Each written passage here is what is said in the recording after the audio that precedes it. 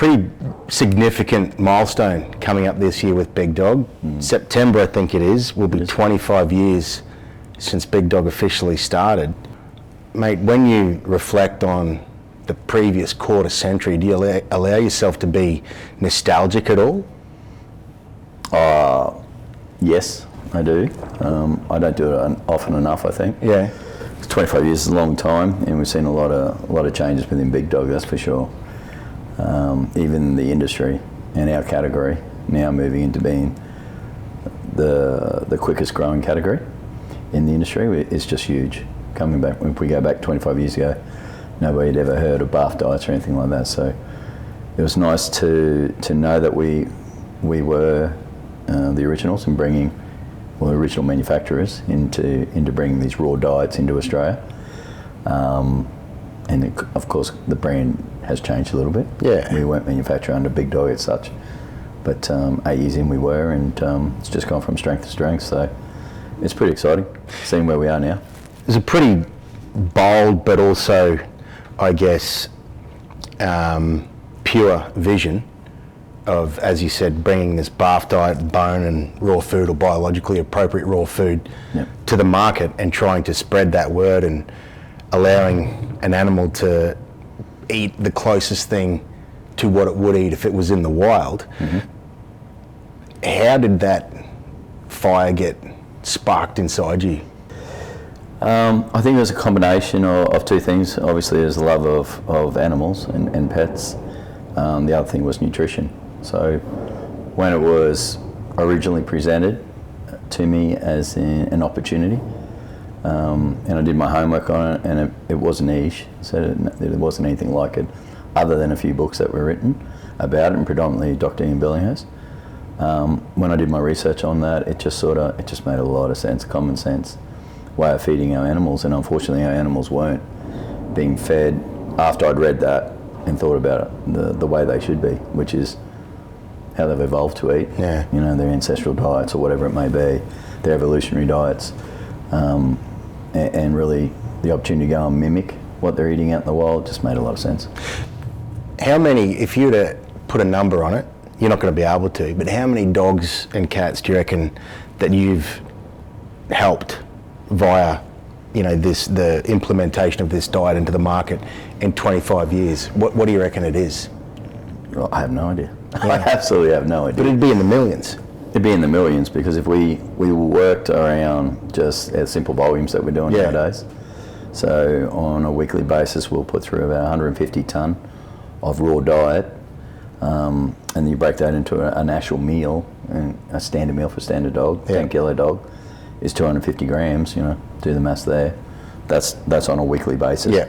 We know the rotation on our customers is not weekly, you know, it might be every 2 weeks or something when we're working with our retail partners and that. So, you know, there's thousands and thousands of dogs, so millions would be correct over the 25-year journey. You say you don't necessarily get nostalgic about it enough. Do you ever sit back and think about that particular element that, you know, we all know that dogs and cats are part of the family now. They're, you know, majority of them are in the house with us. Some people call them their fur babies.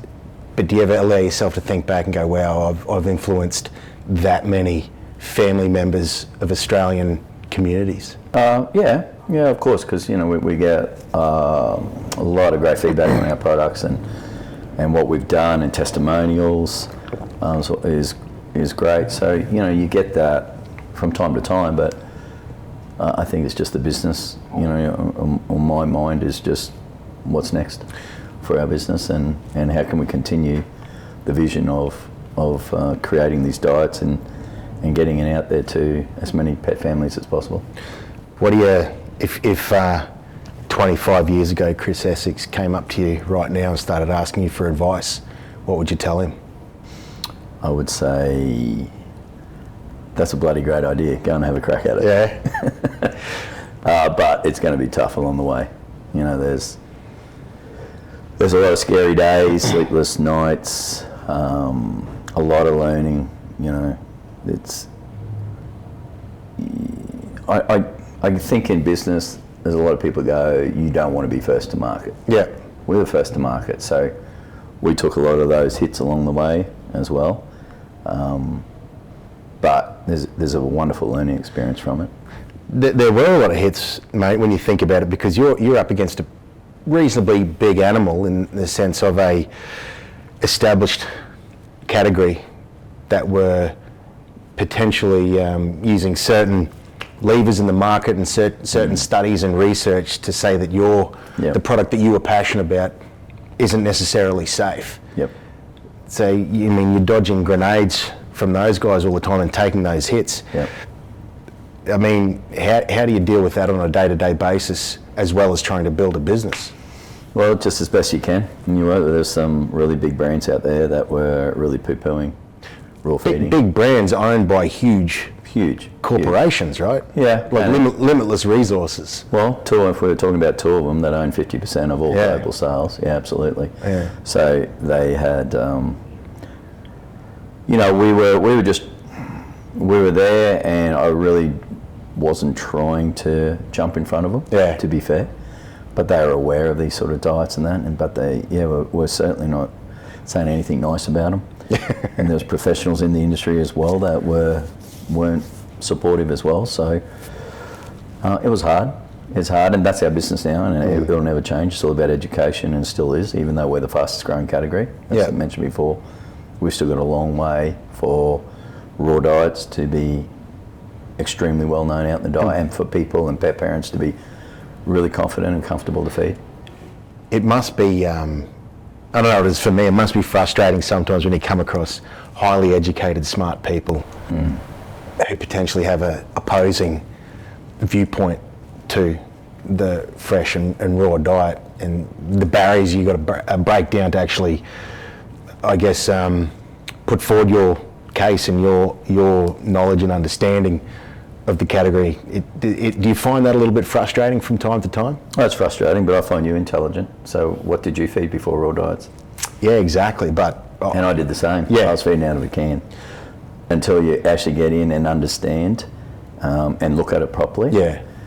You don't know. So that's for every pet parent out there. They don't know, and that's why it's so important for us to deliver the education, let them make their own decision on what they think is right. So, and that's what we're about, and won't stop. But I mean, my penny drop moment was the first time I met you and you explained it to me. I was like, I felt like a moron. Well, as did I. Yeah, I was like, yeah, that makes complete sense, and I, did a 180 on the spot. Yeah. It's funny, we're at your facility at Narangba here, and when I started at Big Dog, it was at Launton, so there's obviously a much bigger capacity here.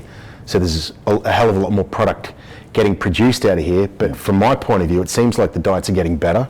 So as your production scales up, the quality and the I guess the ingredients that go into the diets are getting better. So it's not inversely proportional; it's directly proportional. Yeah, we've spent heavily on efficiencies with our machinery, and obviously the factory. Being able to work in this environment as opposed to the old factory where we're crammed in and all that sort of stuff. Of course, it has some sort of it'll help with the quality of the product and the efficiencies and that sort of stuff. But from a raw material point of view, we're still working with supply chains that started with us 25 years ago, which is lovely. Yeah. Big business, of course, but their support along the way has been great. The improvement in our products is a lot of good feedback that'll come back from pet parents or our customers, be good or bad. We love hearing about it. So, we do work in close with that, and we're constantly looking for a better product and fresher, better ingredients if we can, and if we need to. That's just a constant. Do you ever wake up in the middle of the night and go, I need to put that into one of our diets?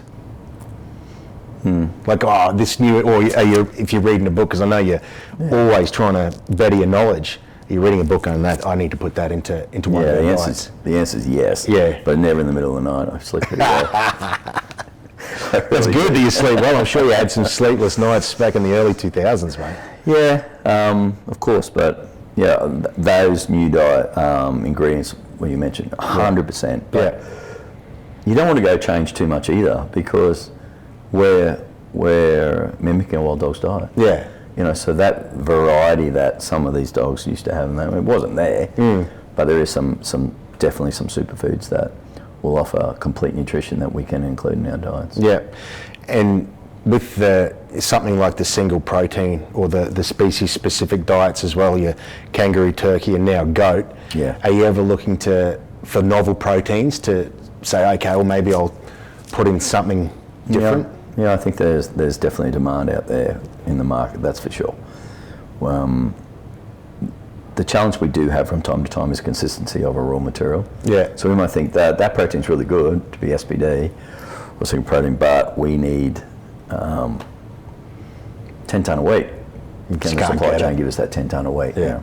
One of those challenges we had with rabbit many years ago, which sold really well, but that wasn't even a single protein. It was combined, but we just couldn't get that consistency of supply. And what happens is, we just end up upsetting the pet parent. Yeah. Their dogs and all cats that were feeding it. You know, they loved it, and then we couldn't supply consistently. So there's a challenge around that. We've seen the cat range grow a little bit as well. Yep. So whilst it's big dog, it's not just for big dogs, and it's not just for dogs, it's for the cat range as well. Cats are notoriously fussy buggers when it comes to eating. How do you stay on top of providing, palatable, sustainable food for the cats? Yeah, well, they're a true carnivore, so it's all around the protein and making sure that, that's what it really is specifically based around. We've learned a lot along the way with cats because they are fussy, and I think that is one of the areas that we've really tweaked and changed especially over the last 5 years. I think you'll see quite a bit of difference that with some of the ingredients, the finer grinding of bone, the inclusion of a bone fine rather than chunks of bone, offal contents and that sort of stuff. So, and even the greens that we do put in there, we've really reduced some of that content with only a couple of ingredients rather than 4 or 5 from vegetable matter. Hopefully those two flavours kick on and go really well. What's your favourite product that you've produced? What do you think? That's the one that I love the most, and I love that it's successful and it does well. I mean, they all do what you want it to do, but is there a favourite line you have? I think that's a good question. Personally, I feed sensitive skin and salmon. Yep. But my favourite would probably be sensitive skin. Yep. It's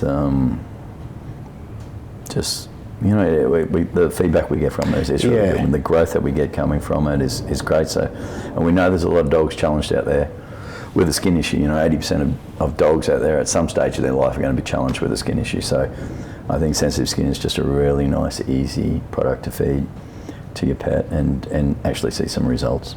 You get such rich and I guess glowing feedback on that particular line. It just keeps coming through, right? Like, I couldn't find anything to fix my dog's skin issue, and then sensitive skin did the job, right? That's awesome. Yeah, I mean, that sort of feedback is really great, Yeah. And it's not always going to do it either. There might be other brands out there that people have a better result with, and so be it. Yeah. But I think as a whole, and seeing the growth in that particular product, that's probably my favourite. So, what's the next 25 years hold, mate? Well, I think we're going to keep on doing what we do. We're going to keep educating. That would be my recommendation for our business. Is we keep educating the consumer. There'll be different things that will come out. That's the beauty, I suppose, with raw materials that we were talking about before, that may not be in the formulations today, but they might be there in 5 years when the science and the research comes out about the benefits and if that can help the longevity and the well-being of the dog. Well, we'd certainly consider putting it into the product. So I think we'll just keep doing what we're doing the next 25 years. We can't change it up too much. Yeah. The concept is what it is. Yeah. So it's hard when people go, give me MPD. Well, there's only so much we can do in so many different formats that actually is a raw diet. So it can be more about the convenience and that sort of stuff. But I think that's why we're also, quite fond of our probiotic range, and that's because they're complementary to that diet. The diet is what it is. but there's a huge lot of benefits with some of these other complementary products like our probiotic range, and then the feedback on that has been awesome. So, all right. Well, cheers to the next 25 years, mate. Yeah, I don't think I'll be sitting here in You the won't next be? 25 years. No, somebody will be, hopefully Big Dog's still charging on. Cheers to that. Cheers, mate.